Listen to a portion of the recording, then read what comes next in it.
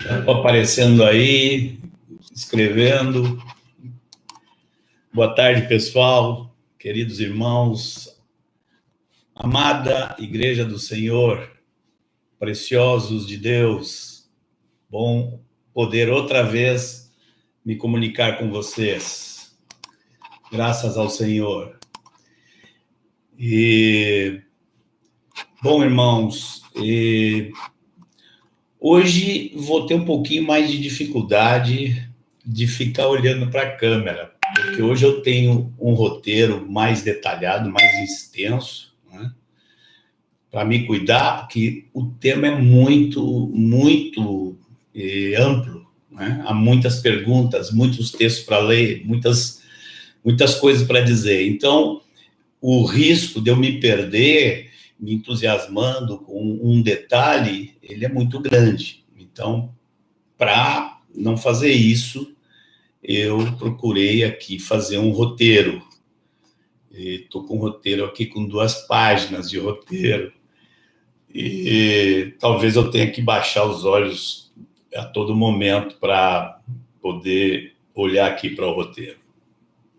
E, Senhor querido, que bom, Senhor, que bom que nos desse esse recurso. Te damos graças por esse recurso. Que tu te faças presente agora, nessa hora. Ó Senhor, e que tu ilumines as nossas mentes.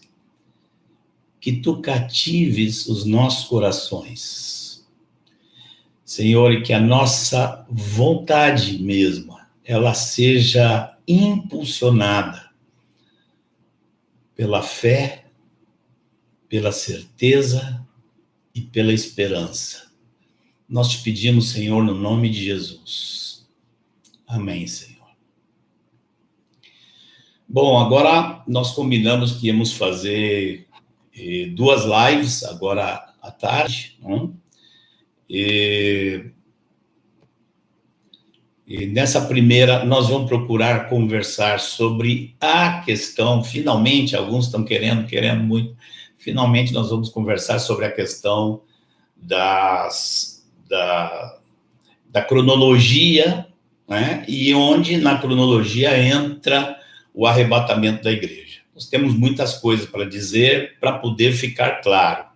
Eu vou pedir paciência àqueles que já conhecem bem o tema, porque eu vou ter que dizer algumas coisas que são elementares, para que os irmãos...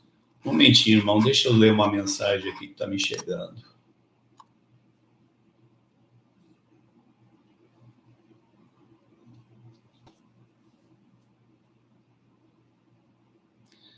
Ok. Obrigado pela paciência aí, queridos.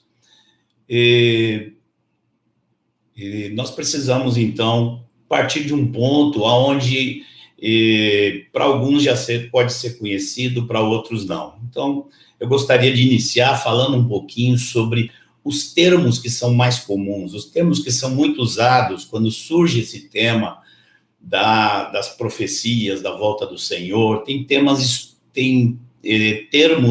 que são historicamente conhecidos, que pode ser que alguns desconheçam, né? Mas, primeiro, a expressão a grande tribulação. Essa expressão, ela está em Mateus, capítulo 20, no versículo 21, quando Jesus diz que haverá grande tribulação, neste tempo haverá grande tribulação, e ela aparece também lá em Apocalipse 7, se eu não me engano, no final do capítulo, aparece o texto falando que aqueles santos que foram vistos eram os que vinham da grande tribulação. Uma outra expressão que é muito comum para aqueles que estudam o tema, para aqueles que já porventura tiveram um posicionamento que hoje estão mudando, coisa assim, é a expressão pré-tribulacionismo. O que quer dizer o pré-tribulacionismo? É importante a gente entender o que é o pré-tribulacionismo, porque nós estamos cercados, a igreja na América do Norte, na América do Sul, ela é quase que toda tomada por esta proposta chamada de pré-tribulacionismo, né?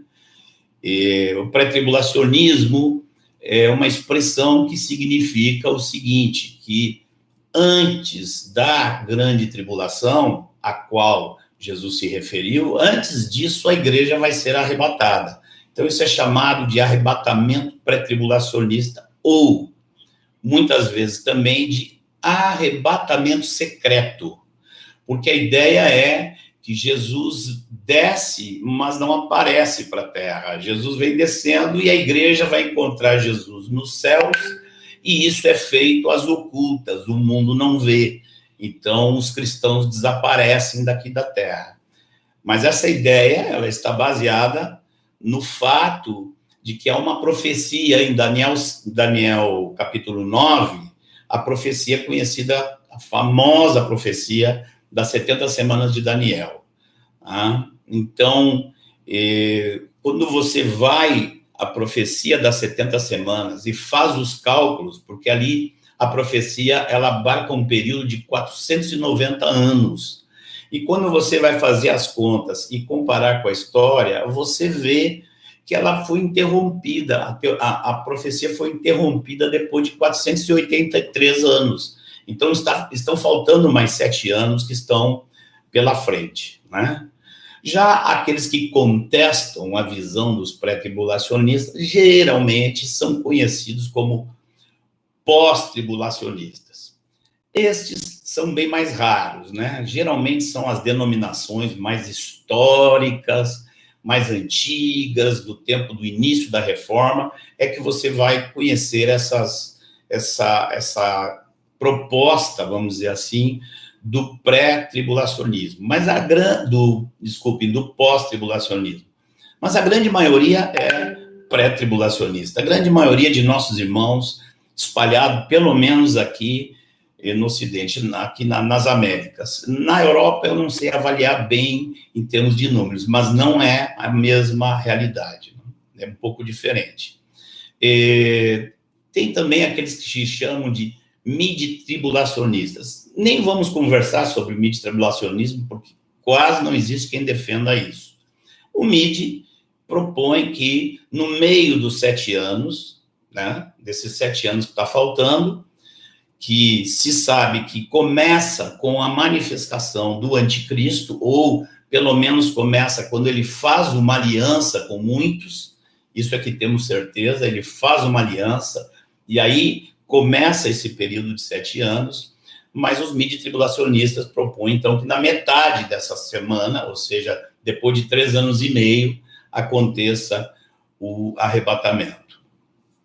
E uma outra expressão muito comum é a expressão pré-milenismo.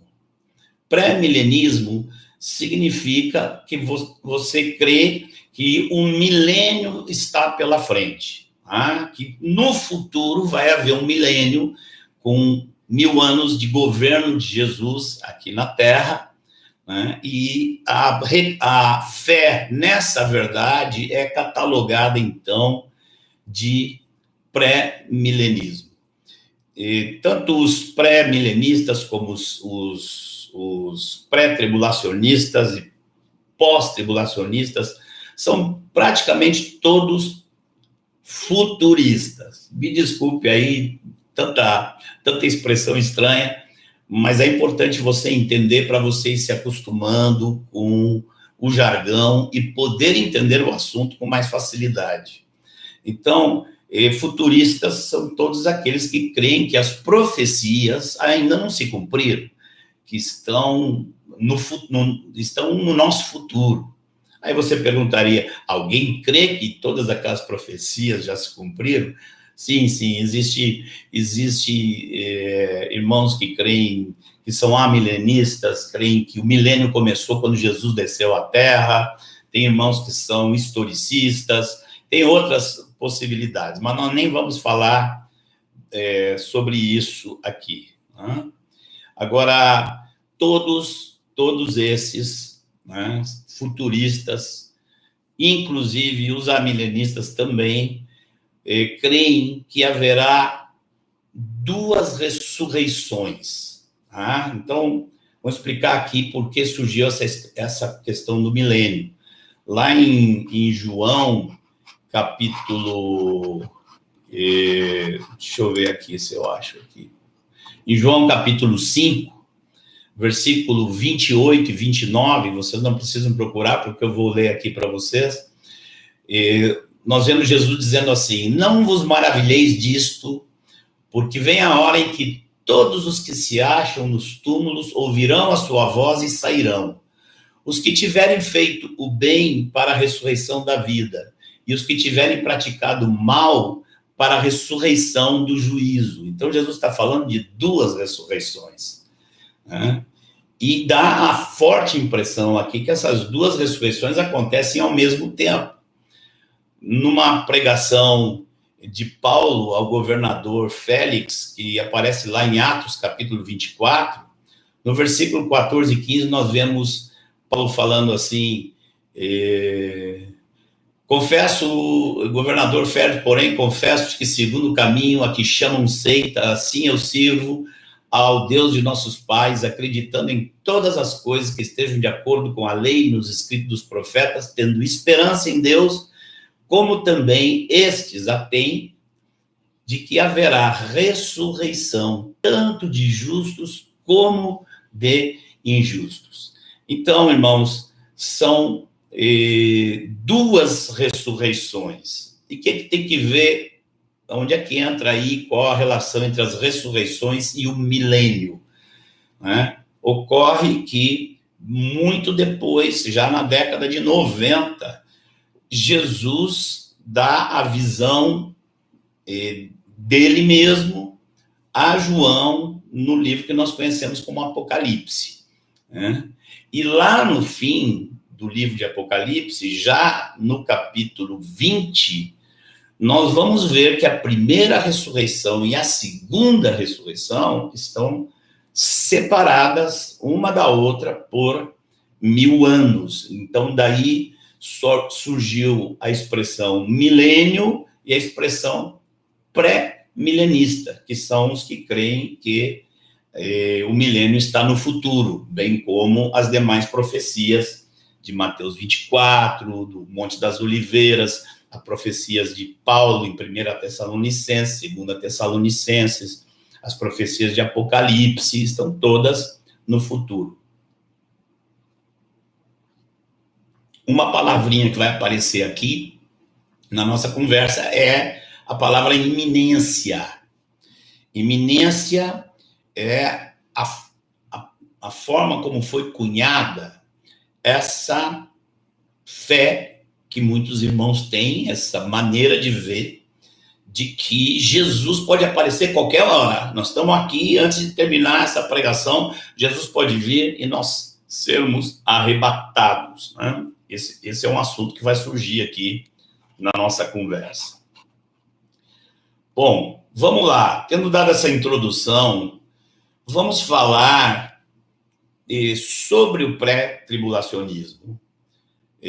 Antes de entender o que nós temos da parte do Senhor em Mateus 24, em Lucas 21, em Marcos 13, nós vamos procurar afastar algumas dificuldades que podemos ter por causa das ideias pré-tribulacionistas. Eu não duvido que muitos de vocês que me ouvem, um dia tenham sido pré-tribulacionistas convictos. Eu, por exemplo, fui um. Mário, vários dos companheiros, aliás, todos nós, porque fomos no início ensinados dessa forma, conhecemos muito bem as fontes, conhecemos o conteúdo, não só do pré-tribulacionismo, mas do contexto ao qual ele pertence, que aí tem uma outra palavra que eu não vou explicar aqui agora, que se chama dispensacionalismo. Mas nós já pensamos dessa maneira e nós estamos cercados desses pensamentos. Então, alguém que vai, por exemplo, algum dos irmãos que vai pesquisar na internet, quer saber como é que são as coisas, com certeza vai se deparar, e se não tiver com entendimento daquelas coisas que nós vamos falar aqui hoje, com certeza poderá engolir um bocado de coisa desavisadamente. Amém? Então, nós vamos começar aqui falando um pouco sobre o pré-tribulacionismo. Quero despender aqui uns 8 minutinhos para falar um pouquinho para vocês sobre a história da escatologia. Escatologia é o estudo das coisas do fim dos tempos. E é importante hoje nós entendermos como se processou esse entendimento sobre as profecias, como esse entendimento se processou dentro da história da igreja. Ah? Então, primeiro aqui, eu tenho aqui 6 pontinhos para falar para vocês com a forma mais sucinta possível. Mas se você não entender a história da igreja a respeito desse assunto, você pode errar, assim como nós podemos errar em vários assuntos se não conhecemos a história da igreja, né? Tem um dito popular que diz que quem não conhece a sua história está fadado a repeti-la, inclusive os erros, né? Então, primeiro nós vamos falar daqueles primeiros irmãos que vieram logo após a morte dos apóstolos, né? Após a morte de João, por exemplo. E como foi a fé desses irmãos nos próximos séculos, né? Aqueles que depois também, alguns deles foram conhecidos como pais da igreja. E eles eram todos futuristas. Há documentos aos montes, mostrando o que eles falavam, o que eles criam, o que eles pensavam. Começa por um documento muito importante na vida da igreja, que surge no primeiro quarto do 2º século, que se chama Didaquê. Vá lá, pesquise por Didaquê, vai lá e leia. É uma preciosidade esse documento. Depois aparece um outro documento que, na verdade, era uma carta anônima, que foi apelidada de Epístola de Barnabé, mas era uma carta anônima. E todos eles pensavam da mesma forma. Eram futuristas e criam no milênio futuro.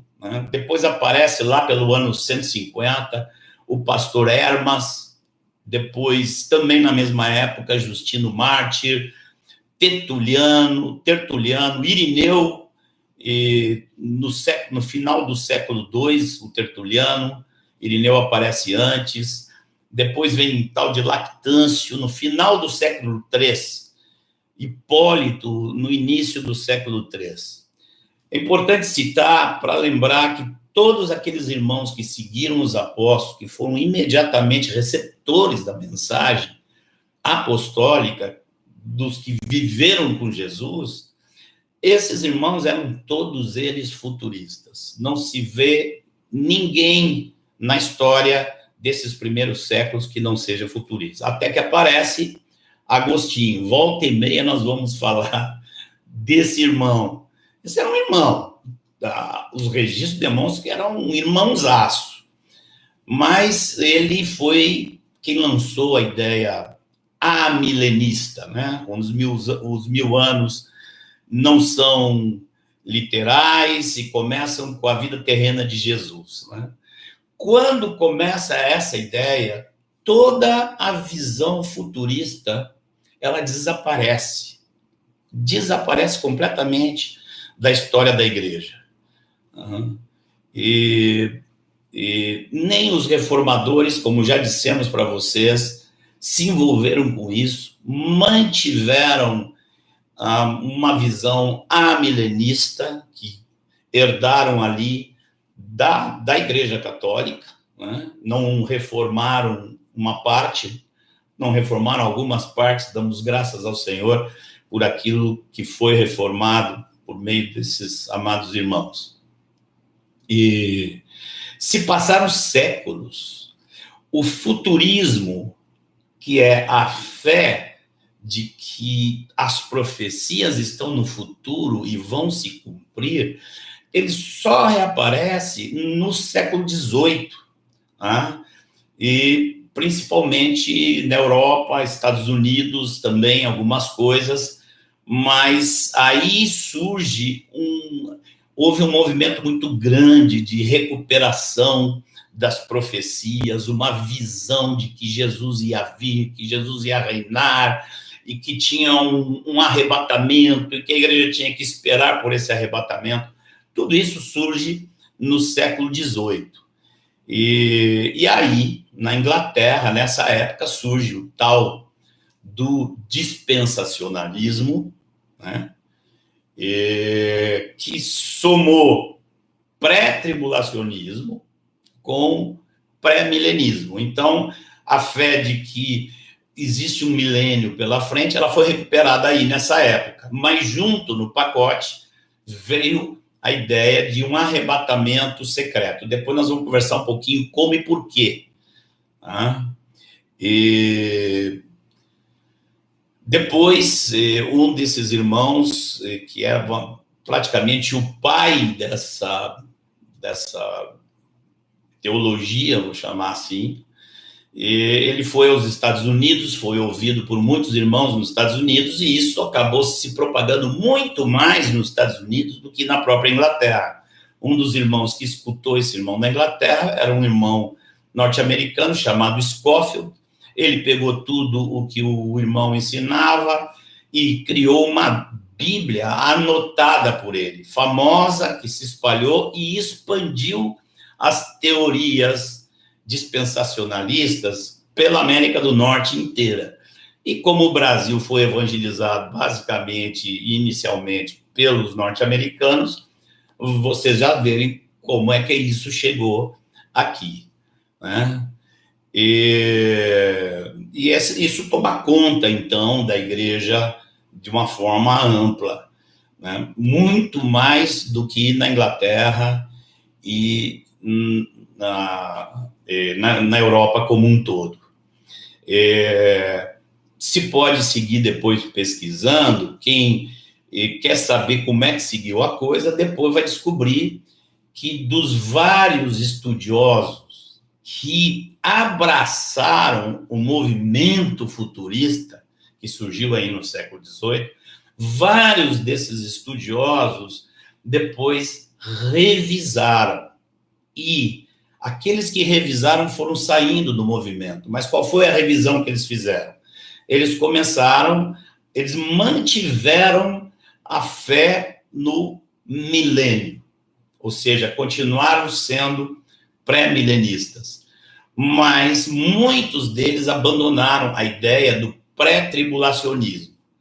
Como na América já o pré-tribulacionismo já estava muito forte, por causa da Bíblia de Scofield. Falando em Bíblia de Scofield, deixa eu abrir um parêntese aqui. Gente, não estude a Bíblia com Bíblia anotada, nem por Scofield, nem por Thompson, nem por nada. Estude a Bíblia anotada por você. Eu tenho já, não sei quantas Bíblias eu tive, cheia de rabisco. E se você compra uma Bíblia anotada por alguém, a sua tendência vai ser dar muito mais atenção às notas da pessoa que escreveu do que ao próprio texto. Fecha parênteses, é um conselho aí que vai na carona da nossa conversa. Agora, houve uma reavaliação muito grande dos estudiosos, muitos abandonaram, mas eles ficaram o movimento já estava muito sólido, eles ficaram como que alguns que eram acusados de estarem abandonando, sei lá, o fundamentalismo bíblico ou algo do tipo, né? Agora, hoje, nos Estados Unidos, muitos pré-tribulacionistas estão reavaliando. Principalmente agora, tem o site de um irmão lá que critica o pré-tribulacionismo, um irmão norte-americano, e o site dele, nesses dias do coronavírus, aí simplesmente duplicou os acessos, né? E a turma fazendo pergunta e reavaliando. O que um vírus não faz, né? Com a cabeça do pensamento dos estudiosos, né? Bom, vamos falar um pouquinho de quais foram os problemas que o pré-tribulacionismo começou a ter que enfrentar em relação à história e em relação às escrituras. Né? Nós vamos falar sobre os problemas que não têm resposta, e nós vamos falar também, depois, de quais as razões que eles alegam e que podemos refutar com as escrituras. Tá? Então, mas primeiro vamos falar dos problemas dessa teologia, dessa visão, dessa proposta, com a história da fé cristã e com as escrituras. Com a história é muito simples. Eu não falei para vocês que os primeiros irmãos, por 3, quase 4 séculos, eram todos futuristas?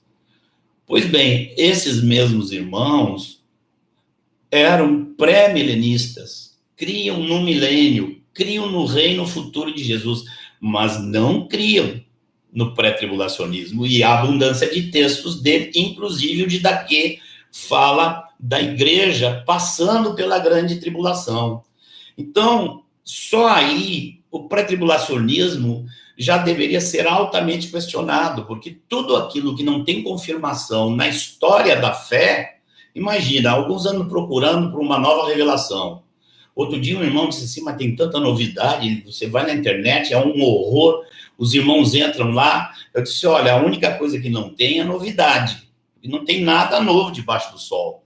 Quando você vai ver a história da igreja e as coisas que pululam hoje, tudo aparece lá, as heresias, as distorções, e a gente pode identificar. De maneira que quando alguém encontra alguma revelação que não tem nenhum respaldo na história e pretende ter uma revelação das escrituras que não tem respaldo na história, então a probabilidade de estar errado é mais ou menos 100%, né? Então, a partir daí já há um grande problema, porque toda esta apresentação do arrebatamento secreto, ela nasce na história da igreja em 1830, na Inglaterra. Né? E aos que quiserem investigar, investigue lá, vão descobrir que, inclusive, tem uma visão de uma menina de 15 anos lá que traz todo o gatilho para desenrolar todas as teorias que estavam sendo elaboradas. Agora, problemas em relação às escrituras. Tem problema em relação a 2 Tessalonicenses 2, de 1 a 3, né? O texto que fala que antes da vinda do Senhor e de nossa reunião com ele, ou seja, as duas coisas, elas estão no versículo, no primeiro versículo do capítulo 2, com relação à vinda de nosso Senhor Jesus Cristo e a nossa reunião com ele. E o texto vai dizer muito claramente que isto não acontecerá sem que aconteçam duas coisas. Primeiro, a apostasia e a revelação do homem da iniquidade. Ora, como a tribulação, os 7 anos que dizem, ele começa com a aliança que o anticristo faz, e como é que a igreja vai ser arrebatada aí antes disso, se Paulo está dizendo que é o contrário? Outro problema, aqui fala tanto da manifestação, né, do anticristo, do homem da iniquidade, como da apostasia. São duas coisas que devem acontecer antes da vinda do Senhor e nossa reunião com ele. Nós vamos ver isso com mais detalhe depois. Tá? Mas também, 2 Tessalonicenses, capítulo 1 também. O capítulo 1, eu vou ler aqui com vocês, 2 Tessalonicenses 1, vou ler do 6 ao 8.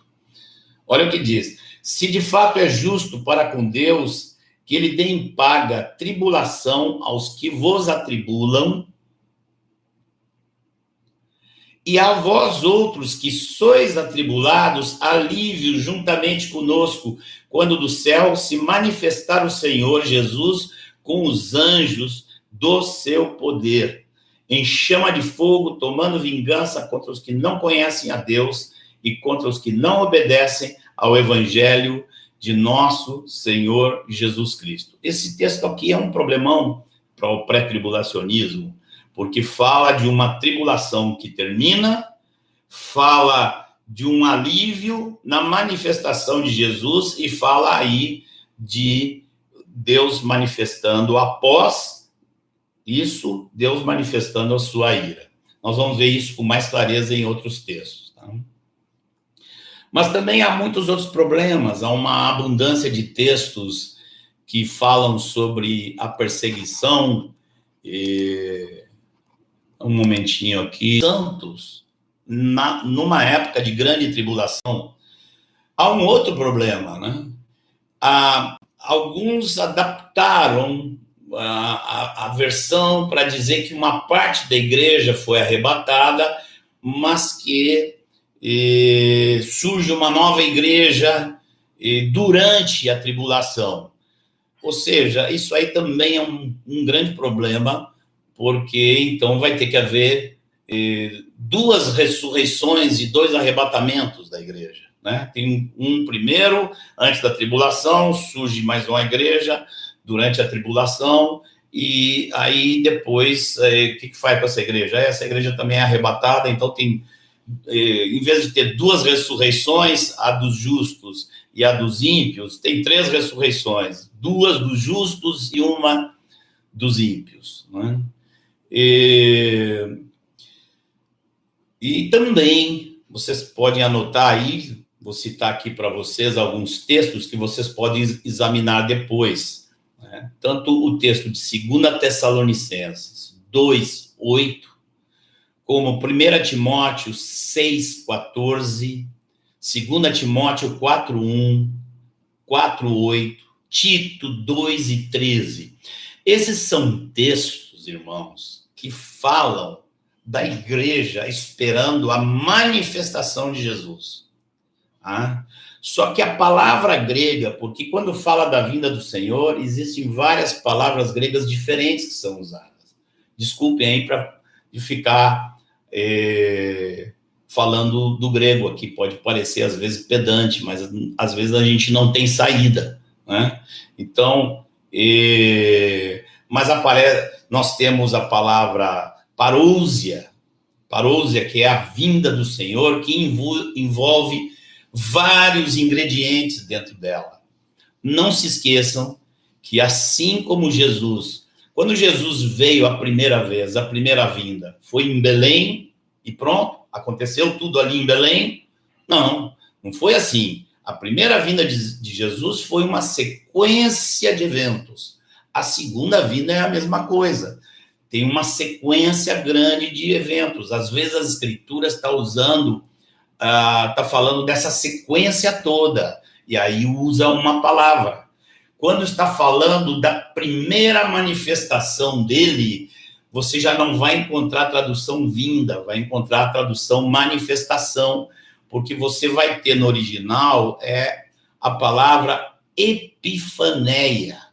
Tá? Esses textos que eu citei para vocês não usam a palavra parousia, que é a vinda do Senhor, usam a palavra epifaneia, que é uma parte da vinda do Senhor. Epifaneia significa, tem a conotação de uma manifestação com esplendor, com transcendência, uma manifestação que vai brilhar para todo lado. Então, como é que vai ter um arrebatamento secreto sem Jesus se manifestando? Se o texto que nós vimos aqui, vários deles estão falando dessa manifestação gloriosa, que é, diga-se de passagem, a mesma manifestação da qual Jesus está falando lá em Mateus 24:30, quando diz, então aparecerá no céu o sinal do Filho do Homem. Essa é a primeira etapa da descida do Senhor. Primeiro ele aparece no céu, e aí diz que todo olho o verá. Aonde? No céu, ok? E deixa eu ver se estão... São resultados com no céu. Olha só, a Siri funcionando aqui de graça, sem ninguém pedir. Bom, além de ter problema com todos esses textos, a ideia pré-tribulacionista também tem problemas. Agora nós vamos ver a importância da leitura que vocês fizeram dos textos de Mateus 24. E porque a ideia do pré-tribulacionismo, ela vai bater de frente com o que Jesus fala em Mateus 24. Né? Então, quando Jesus começa a falar sobre a grande tribulação, e Jesus cita Daniel no versículo 15, e começa, então, descrevendo como vai ser aquele ambiente na hora que a profecia de Daniel 9 começar a acontecer. Então, Jesus se refere à abominação desoladora, que aparece 3 vezes em Daniel, aparece na profecia das 70 semanas, no capítulo 9, vai aparecer lá no capítulo 11, não me lembro se é versículo 30, 31, e vai aparecer lá no capítulo 12, no final de Daniel, vai aparecer de novo essa expressão da abominação desoladora. Então, quando Jesus fala disso, Jesus está falando da grande tribulação e está falando da perseguição ao seu povo. Então, o pessoal, o que eles tiveram que fazer? E agora... Primeiro vamos responder a pergunta. O que eles tiveram que fazer? Eles tiveram que dizer, a princípio, disseram que Jesus estava se referindo aqui, estava falando aqui com os judeus, porque Jesus está falando de fugir para os montes, os que estiverem em Jerusalém, que tudo isso aqui não é para a igreja, que isso aqui é para os judeus, porque a igreja já foi arrebatada. É essa leitura que eles dão. Então, agora vocês vão entender por que eu disse para vocês, leiam Mateus de 21 a 25 e procurem entender para quem Jesus está falando em cada trecho. Com quem Jesus, qual é o público-alvo de Jesus em cada passagem que você lê. Então, se você fez essa tarefa, se você fez essa observação, você vai descobrir que é impossível dar essa explicação que é dada de que isso aqui é para os judeus. Por que é impossível? Porque a conversa toda, ela começa no versículo 3, e que diz claramente que os discípulos se aproximaram dele em particular e o arguíram. Então, quando Jesus começa essa pregação aqui, que dura 2 capítulos inteiros, que termina só lá no final do capítulo 25, ele está o tempo todo respondendo os discípulos, está falando com os discípulos. Você não pode ter uma mudança de público-alvo abrupta, dessa forma. Você está falando para os discípulos, ele está dizendo que o amor se esfriaria, ele faz várias profecias que evidentemente são para a igreja, e de repente, falando com os próprios discípulos, o público-alvo já não é mais os discípulos. Isso não tem sentido, isso não obedece às mínimas regras de interpretação de um texto, né? E não há nenhuma referência quanto a mudar o público-alvo, como a gente vê nos outros textos. Aí ele estava falando com os saduceus, aqui ele estava falando com os fariseus, aqui ele estava falando com os discípulos. Isso, quando você vê esse desenvolvimento, esse formato de comunicação, você não vai aceitar essa mudança de público-alvo de uma hora para outra.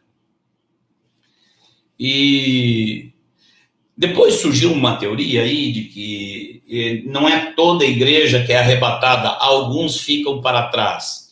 Bom, Isso também, isso aí vai chocar com o arrebatamento que tem no versículo 30. Então, a igreja tem 2 arrebatamentos. De novo, ficamos com um problema. Que arrebatamento é esse que aparece no versículo 30? 30 não, desculpe. No versículo 31. E ele enviará os seus anjos com grande clangor de trombeta. Olha o paralelo com 1 Tessalonicenses 4. Grande clangor de trombeta, como nós vemos escrito lá. Os quais reunirão os seus escolhidos dos 4 ventos de uma a outra extremidade dos céus. Então, essa ideia de que foi uma parte da igreja, os outros ficaram para trás para serem depurados, e que depois, o que vai acontecer? A verdade é que essa ideia surgiu, e depois que ela surgiu, ela foi muito dinheiro para muita gente. Filmes foram feitos sobre os deixados para trás. Centenas de livros foram escritos. Há uma indústria da escatologia, principalmente nos Estados Unidos, aqui no Brasil também, mas nos Estados Unidos há toda uma indústria que foi montada, baseada nessas ideias. Né? O grande perigo, qual é o grande perigo dessa proposta, dessa teologia? O grande perigo é não acontecendo depois como eles creem, e vindo o anticristo, e vindo uma tribulação grande, vai haver na mente daqueles que creram, que se aferraram a isso, vai haver confusão, vai haver decepção, e isso vai cooperar com o crescimento da apostasia. Bom, agora nós vamos falar um pouco, não dos problemas que eles enfrentam aqui, mas vamos falar assim, nós temos que entender esses irmãos. Esses irmãos estavam no século XVIII. Fazia séculos que a igreja não retomava o assunto. Os reformadores, como já citei, Calvino, Lutero, Zwinglio, a turma não quis mexer com isso, não quis saber de Apocalipse, não quis saber de profecias futuras. Então, esses irmãos tinham que começar a pesquisar tudo. Então, nós temos que entender a dificuldade natural que eles teriam, né? E vamos procurar entender quais seriam, talvez, as 2 principais razões que eles tinham na mente deles para chegar a uma conclusão dessas. Então, nós entendendo as razões que eles criam que tinham, nós vamos poder entender se essas razões se justificam ou não. Tá? Então, vou apresentar aqui 2 motivos principais que os levou nessa direção. O primeiro deles é a questão da possibilidade da igreja estar na terra no momento que a ira de Deus ia ser derramada sobre a terra, porque Apocalipse está cheio disso, né? A manifestação da ira de Deus sobre a terra no último dia, no último tempo. Quando você vai ao Velho Testamento, são inúmeras as passagens que falam de um dia terrível do Senhor, falam o dia da ira, o dia da vingança. Essas são as expressões que são usadas a respeito desse tempo. Então, a pergunta que se faz, e a igreja? A igreja pode passar pela ira? Então, a resposta dos irmãos, não, a igreja não pode estar aqui num tempo de ira. O que nós podemos pensar disso? Ou devemos pensar disso? A primeira coisa, irmãos, é reconhecer que eles estão certos. A igreja não vai estar aqui no momento que Deus derramar sua ira sobre a terra. A igreja não vai sofrer a ira de Deus. E isso está muito claro. Vejam aqui, não vamos ler, porque vai se tornar extenso, mas anotem isso também. Em 1 Tessalonicenses 4, do versículo 13 em diante, até aonde? Não é até o versículo 18, como nós costumamos historicamente fazer.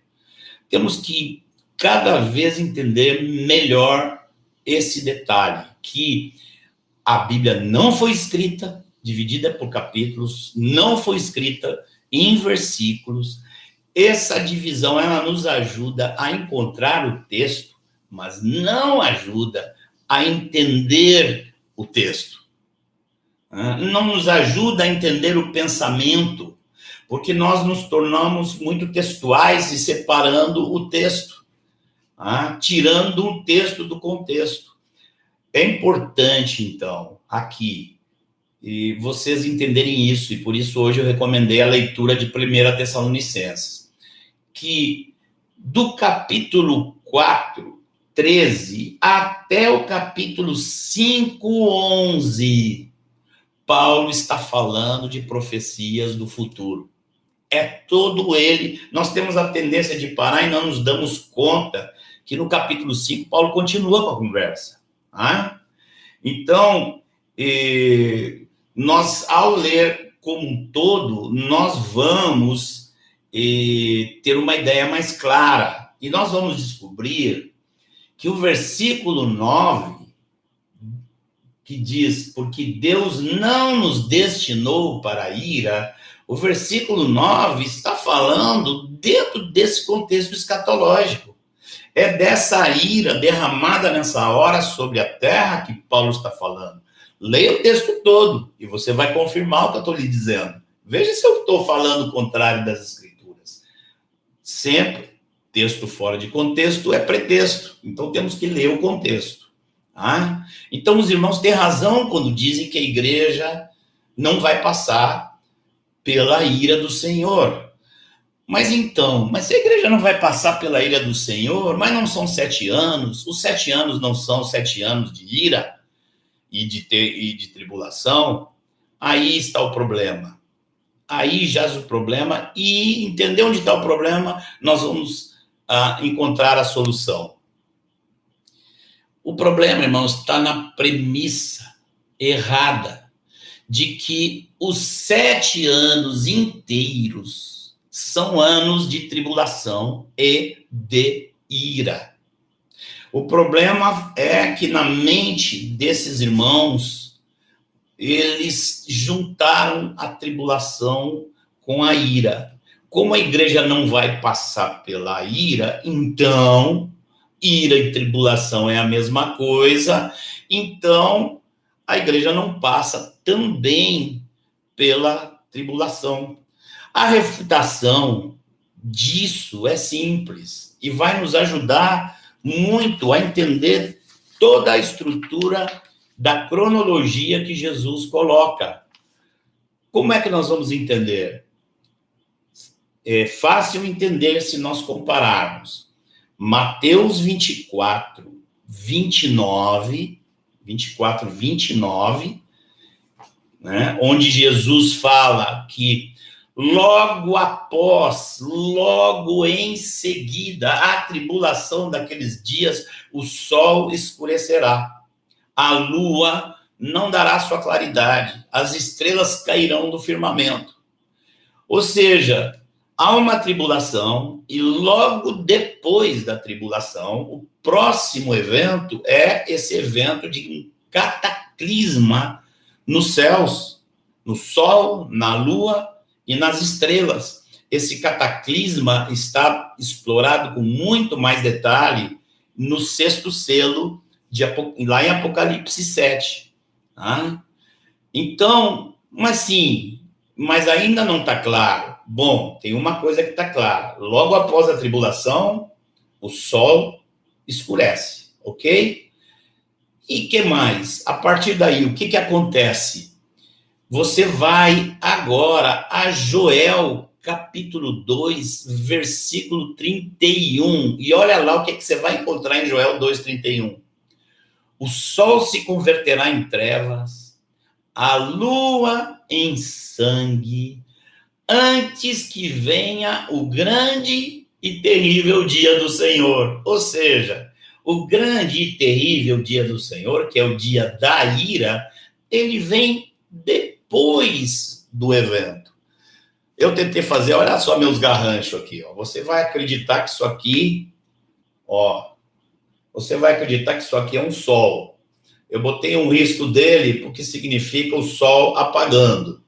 Nós temos um evento anterior ao sol escurecer, que é justamente o que está em Mateus 24, 29, que é a grande tribulação, ela é seguida do evento no sol. Tá?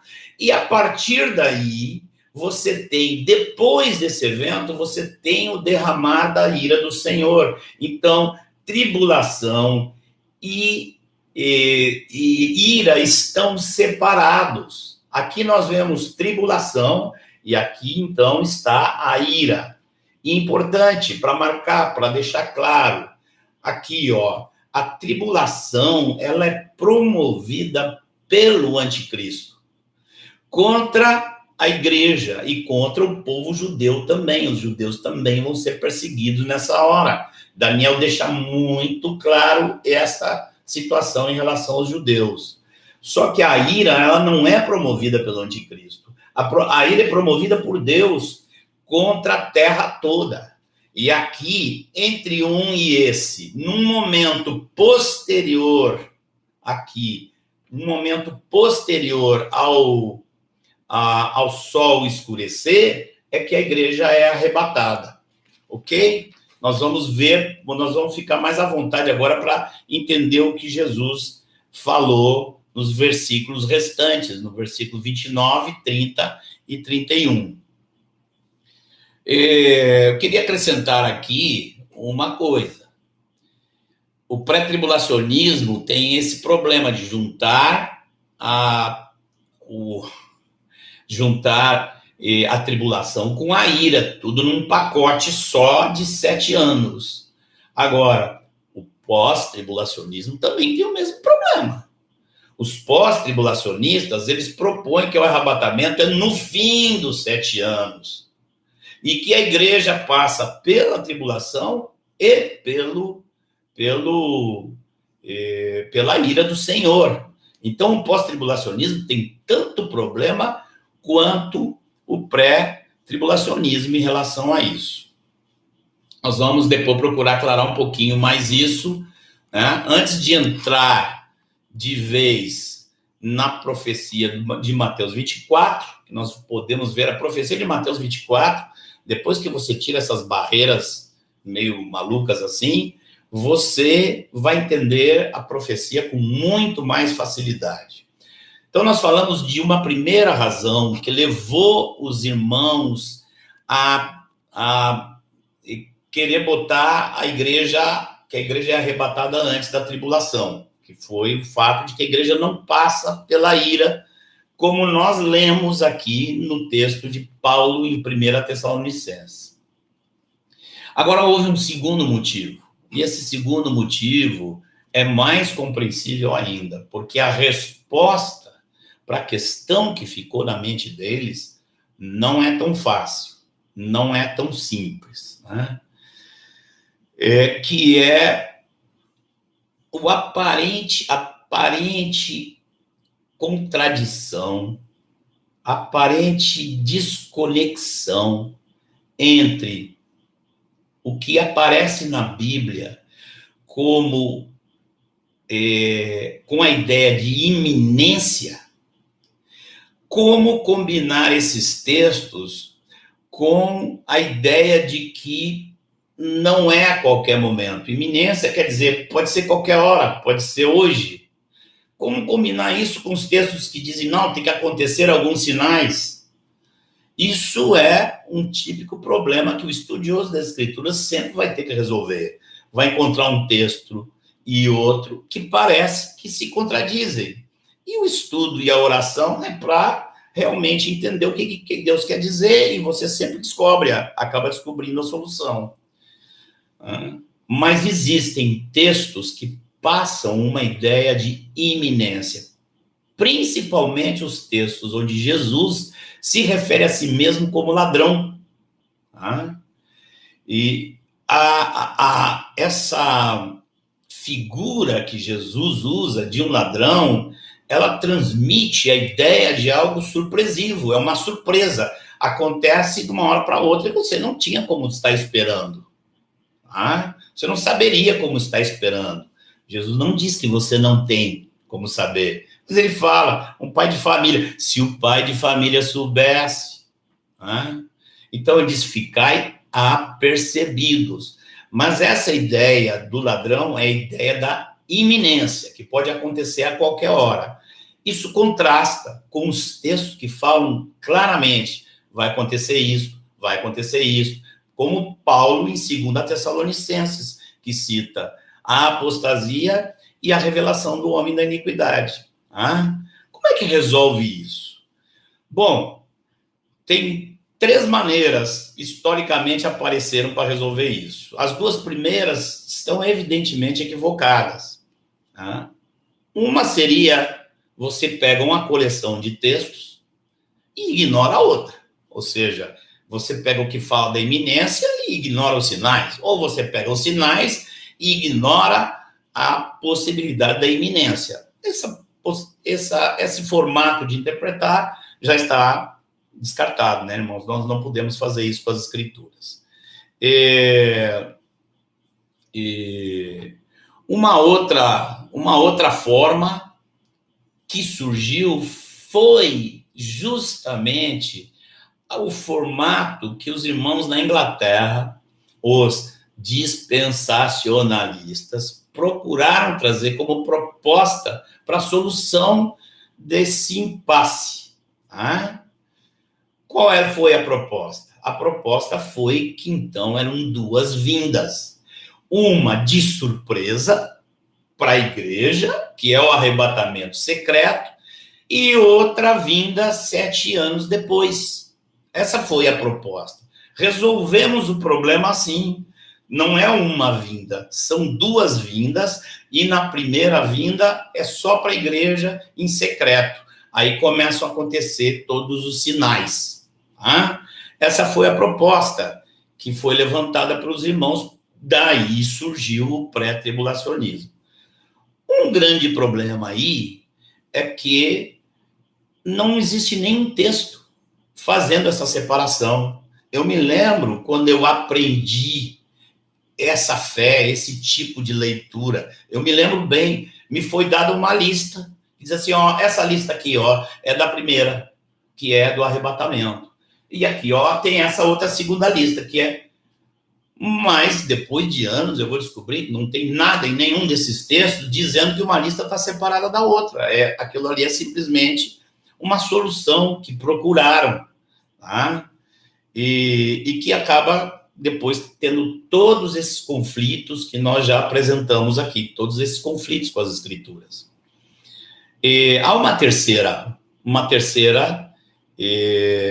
forma de entender que resolve o problema. Não são 2 coleções de textos. Uma demonstra uma surpresa e outra fala de sinais. Tá? Não é porque se está falando de 2 vindas separadas por 7 anos, mas é porque está falando com pessoas diferentes. E isso é o que vai resolver a problemática. Vai haver aqueles que vão ser tomados de surpresa e vai haver aqueles que não vão ter surpresa nenhuma porque estão olhando os sinais. Esta é a grande diferença. Por exemplo, para citar aqui, quando Jesus, em Mateus 24, vocês leram que, de repente, ele cita Noé. Jesus, em Mateus 24, fala da vinda dele como ladrão e fala, dentro desse mesmo contexto, ele vai falar sobre Noé, que seria como nos dias de Noé. Eu pergunto, nos dias de Noé foram 2 dilúvios? Não, foi um dilúvio só. A população foi toda tomada de surpresa. E Noé foi tomado de surpresa? Noé não foi tomado de surpresa. Noé estava atento, Noé foi avisado por Deus e Noé entrou na arca antes do dilúvio. Percebe? Então, o que vai no Novo Testamento confirmar isso, e mais uma vez aqui, vocês vão ver a importância das cartas de Paulo aos Tessalonicenses. Acompanhem comigo aqui o capítulo 5 de Tessalonicenses, de 1 Tessalonicenses, vocês vão ver aqui, ó, diz assim: irmãos, relativamente aos tempos e às épocas, não há necessidade de que eu vos escreva. Percebe como ele está continuando no capítulo 5, dentro do mesmo assunto, que tinha a ver com o futuro, né? Ele fala primeiro do arrebatamento, agora ele vai falar do dia da ira. E ele, olha o que ele diz: pois vós mesmos estáis inteirados com precisão que o dia do Senhor, agora ele está começando a falar aqui do grande e terrível dia do Senhor, que é o dia da ira, diz que o dia do Senhor vem como ladrão de noite. Isso vai pegar o mundo todo de surpresa, porque o mundo vai estar em relativa paz, matando cristão e judeu para tudo que é lado, e todo mundo feliz demais porque o anticristo está conseguindo coisas maravilhosas, está todo mundo adorando ele. E a igreja sendo perseguida porque está dizendo que ele não é de Deus, que ele é do capeta. Agora, olha só, quando andarem dizendo paz e segurança, eis que lhes sobrevirá repentina destruição, como vem a dor de parto a quem está para dar à luz, e de nenhum modo escaparão. Veja lá, no sexto selo, aquele momento em que os ímpios se dão conta de que vem a ira do Cordeiro. Não aparece a ira do Cordeiro antes do sexto selo. Aparece mortandade, aparece muitos problemas que estão relacionados com a grande tribulação, mas a ira não. A ira não começou. Ali é que a raça humana fala assim, e aí começam a se esconder, diz quem vai nos livrar da ira do Todo-Poderoso e do Cordeiro. Agora, vejam só, versículo 4. Mas vós, irmãos, não estáis em trevas, para que este dia, como ladrão, vos apanhe de surpresa.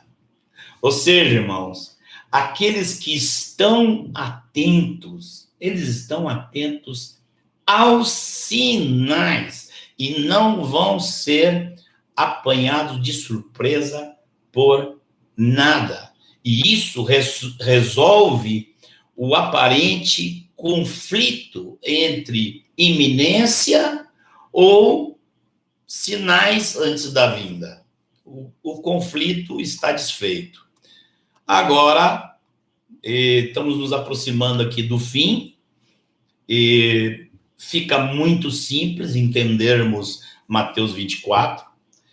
A ordem cronológica de Jesus, e repito, não aceitem da parte de ninguém ordem cronológica que não tenha vindo baseada, confirmada e que case com a profecia de Jesus. A profecia de Jesus no Sermão do Monte.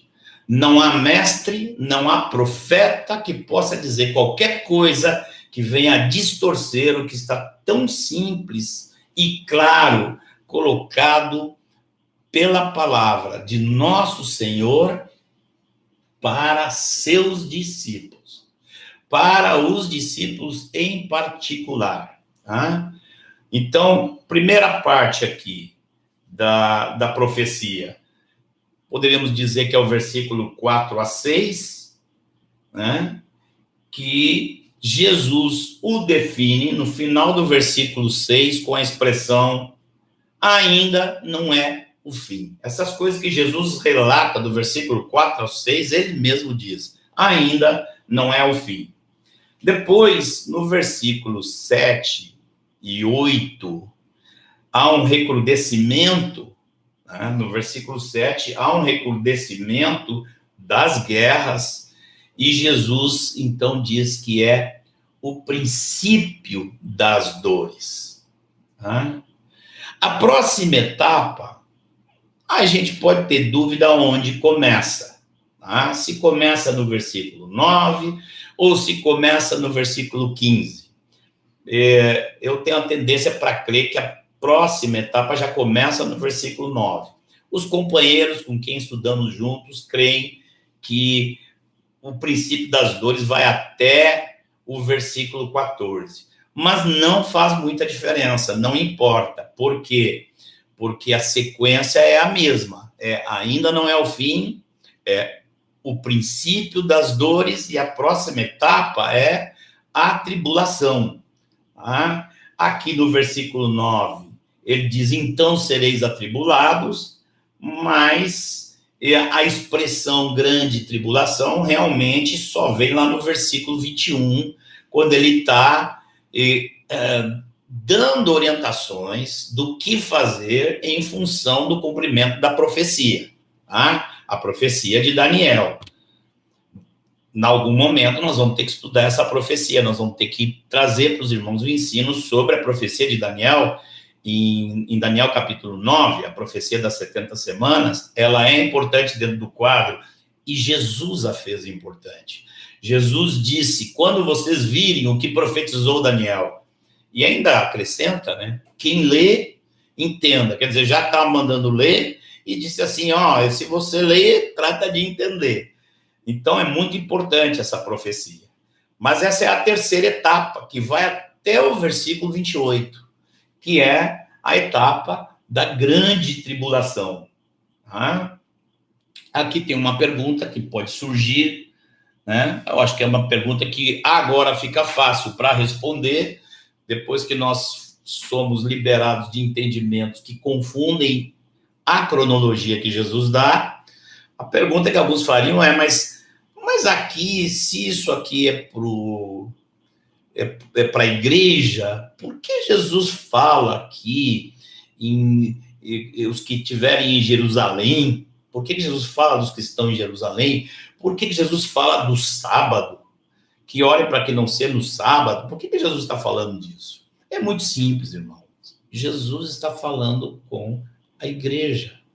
No entanto, o epicentro da confusão toda, o centro de todo o problema vai estar ali em Jerusalém. Por isso que os olhos do mundo inteiro seguem voltados para o Oriente Médio. Tá? Há muitos problemas que vêm de lá. E a Bíblia aponta Jerusalém como centro, lugar focal e central de todos os acontecimentos apocalípticos, de todos os acontecimentos proféticos. Então, Jesus dá uma orientação específica para os nossos amados irmãos que vivem lá em Jerusalém, para terem um cuidado também com sua parte física e fugirem e procurarem a melhor maneira de escapar de tanta perseguição. Isso é uma resposta bastante simples, né? Bom, primeira etapa, ainda não é o fim. Segunda etapa, princípio das dores. Terceira etapa, grande tribulação. Quarta etapa, cataclisma solar. A quarta etapa tem um só versículo. Pense nisso. Leia depois o sexto selo em Apocalipse. Que vai ser aquele acontecimento ali?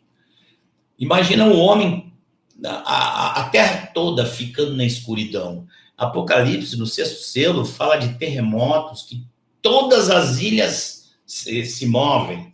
Eu imagino que vai acabar também com energia elétrica nessa hora. Não vai ter hidrelétrica que funcione, não vai ter sistema que fique de pé, vai ser uma escuridão geral. E o homem está tudo em volta escuro, tudo trevas, olha para cima, tudo trevas, não há luz, né? Não há sol, não há lua. A lua, se aparece como que sangue, como uma coisa tétrica, funesta, e a terra toda fica debaixo desse choque da manifestação de um cataclisma desses. Qual é o próximo evento? O quinto evento. O próximo evento é o que está no versículo 30. Nesta hora, irmãos, que a terra inteira está chocada e olhando para os céus e querendo ver de onde vai aparecer alguma esperança. Nesta hora, Jesus tem a sua primeira manifestação. Não é na terra. A descida de Jesus para colocar os pés na terra é depois. Ela está lá em Apocalipse, capítulo 20. Tá? Jesus aparece no céu. O sinal do Filho do Homem. Todos os povos da terra se lamentarão e verão o Filho do Homem vindo sobre as nuvens do céu com poder e muita glória. Esse é o momento, irmãos, pelo qual esperamos. Essa hora que Jesus aparece, a hora que todo olho o verá, a hora que a terra inteira vai se dar conta do que é que está acontecendo. Nessa hora, né, ao finar a tribulação, logo depois do cataclisma solar, Jesus aparece no céu. Esta é a manifestação. Esta é isso é o que vai acontecer, que é descrito pelaquela palavrinha que eu falei para vocês, aquela palavra grega que significa epifaneia, né? Que é uma aparição gloriosa, majestosa. E qual o próximo evento? O próximo evento é o arrebatamento, que está descrito em detalhes por Paulo, em 1 Tessalonicenses 5, mas aqui também está num único versículo. Jesus fala, e ele enviará os seus anjos com um grande clangor de trombeta, os quais reunirão os seus escolhidos dos quatro ventos, de uma a outra extremidade dos céus. E essa é a quarta etapa. A sexta etapa da profecia. Ainda não é o fim, e princípio das dores, grande tribulação, cataclisma solar, o sinal do Filho do Homem nos céus, e aí então, amados, o tão esperado arrebatamento, para encontrar com o Senhor nos ares, estar para sempre com Ele. Esta é a ordem profética que Jesus nos dá. Com isto, e encerrando aqui, porque às 7 horas temos uma outra live para continuar falando agora de quem é que vai participar, qual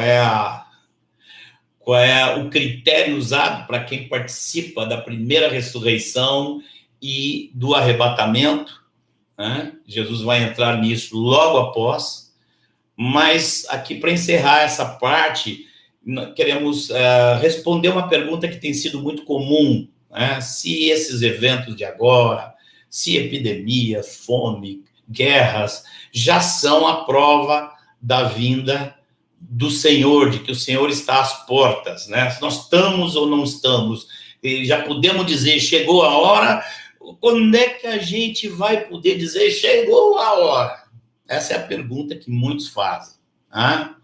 Hoje, eu preciso responder essa pergunta de uma forma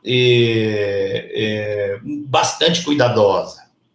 Porque a nossa tendência é pegar todo tipo de sinal e já dizer, olha aí, está acontecendo, vai acontecer, está acontecendo, está acontecendo.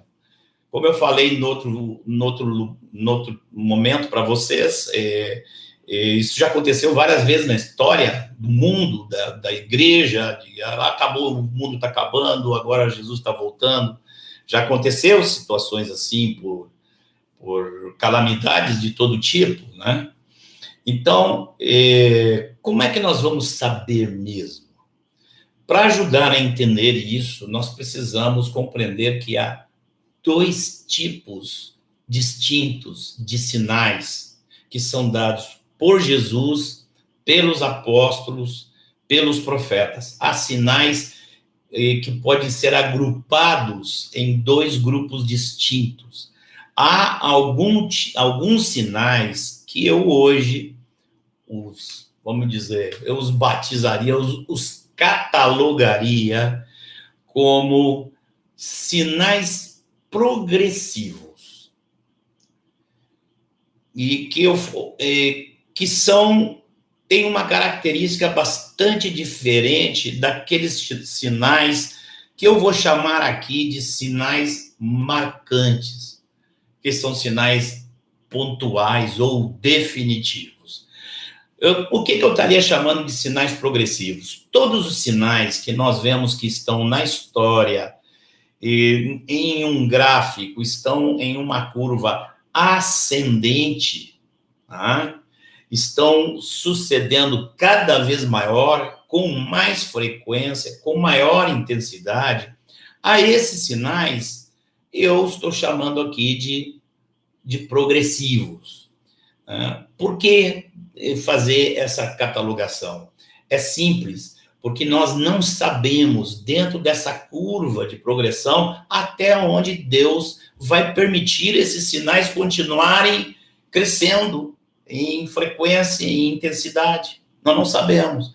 Então, por exemplo, aqui, terremotos, guerras, fomes, epidemias. Epidemia só aparece lá em Lucas 21, mas podemos incluí-la.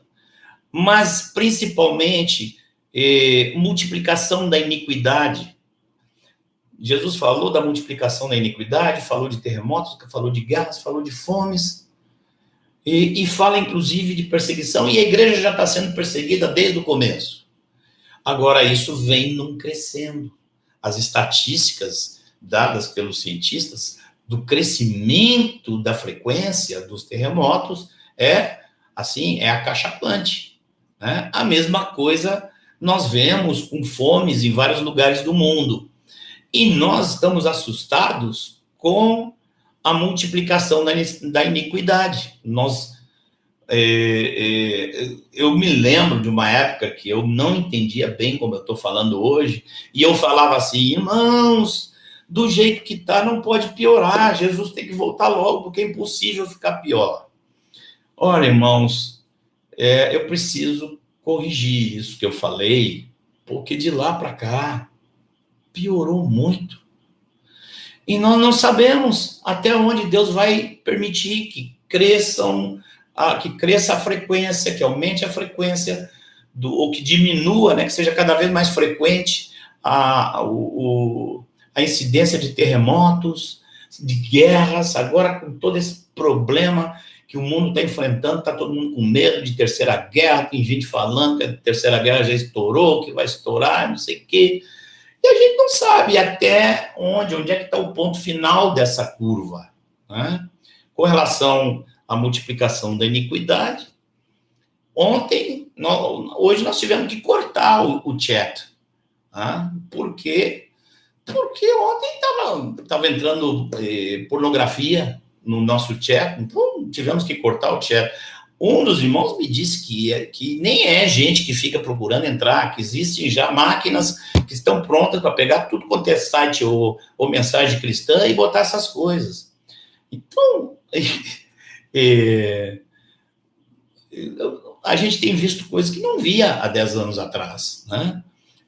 Coisa como, por exemplo, os irmãos pregando numa praça, chegam na praça, começam a pregar, daqui a pouco está cheio de gente ali que vem definidamente para provocar, para ficar na frente dos irmãos que estão falando, estão pregando, se agarrando, se abraçando, né? E, inclusive, casais de lésbicas, casais de homossexuais, evidentemente, e heterossexuais também, evidentemente querendo provocar um ambiente de enfrentamento, um ambiente de sensualidade para agredir aqueles que estão na fé.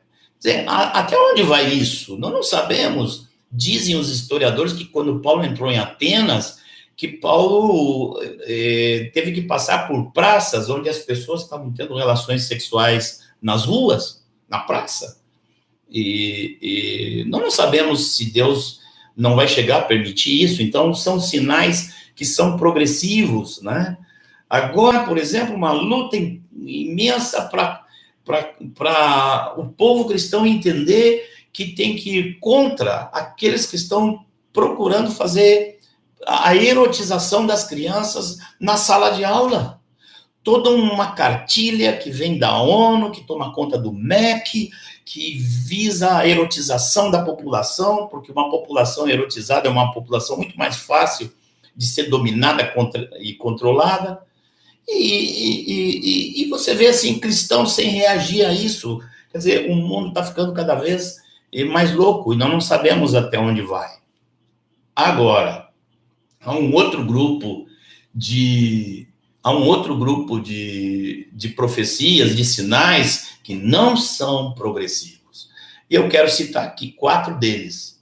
4 sinais que são marcantes, com a notícia que eles não aconteceram ainda, nenhum dos 4.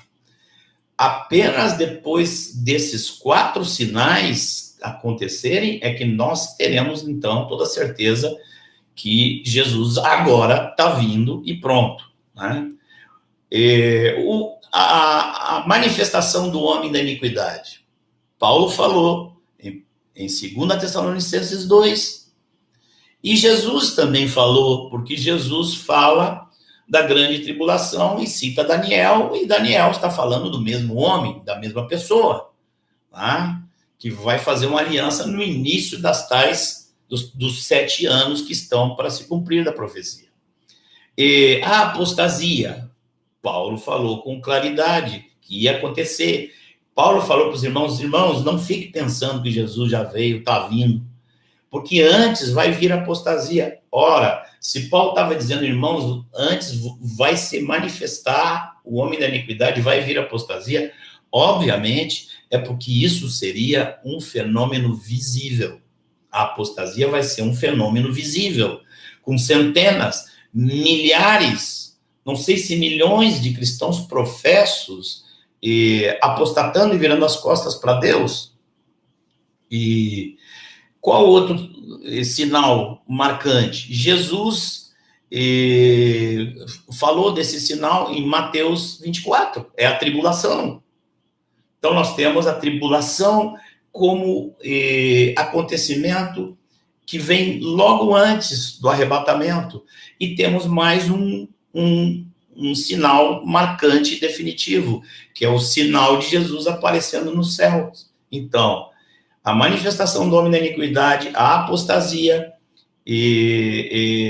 o cataclisma solar e Jesus aparecer... o homem da iniquidade, a apostasia, a grande tribulação e o sol escurecendo. Todos esses são sinais marcantes, definitivos, e na hora que eles começarem a acontecer, nesse momento, nós podemos ter certeza que a hora chegou, tá? E vamos estar preparados nesse momento. Amém? Alguns me perguntam, assim, o que se pode fazer durante a grande tribulação? Irmãos, Mateus 24 é um manual da grande tribulação. Jesus está nos dizendo em Mateus 24 o que nós precisamos fazer. E nós temos que estar pronto, nós temos que saber o que vai acontecer, nós temos que, nessa hora, começa a grande tribulação, já é um sinal marcante, nós temos que começar a vibrar, tá? Eu vejo, irmãos, em Mateus 24, encerro aqui, eu vejo em Mateus 24 o amor de Jesus. O amor de Jesus para com o seu povo. Jesus, sabendo que essas coisas todas iriam suceder, Jesus com toda aquela dedicação, aquele interesse. Veja como ele para no meio da pregação, um pouquinho antes do fim, ele para e diz assim, vede como eu tenho dito a vocês, vede como eu tenho falado. Versículo, vou destacar aqui esse versículo. Vede que vô-lo tenho predito. Esse coração do Senhor, querendo que nós estejamos atentos, que falou tantas vezes para estarmos atentos nesse momento. Amém, queridos? Voltamos daqui meia hora com um outro link. Estou encerrando aqui essa live, tá? E nós vamos voltar às 7 horas com a outra live que vocês podem clicar, que deve estar aí, vocês todos já devem ter. Nessa outra live, então, nós vamos responder a pergunta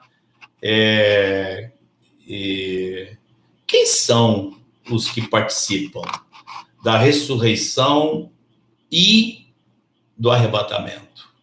Amém? Até já. Vou comer uma maçã.